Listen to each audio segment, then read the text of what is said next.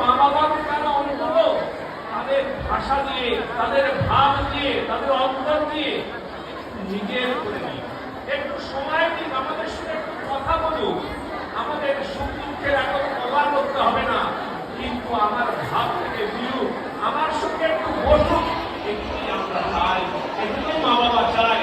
কিন্তু ওর মা বাবা হাত দিয়ে বলতে পারবেন যে তার সন্তান তাকে সেইভাবে সম্মান করে। তাই কালকে যখন এই দৃশ্য দেখলাম তখন মনে পড়ল যে স্বামী প্রণবানন্দ তিনি অভিষেক কেমন নিয়েছেন, তিনি অভিষেক করাচ্ছেন এই ছোট ছোট বাচ্চাদেরকে। এই অভিষেক মানে অভিষিক্ত হওয়া, অভিষিক্ত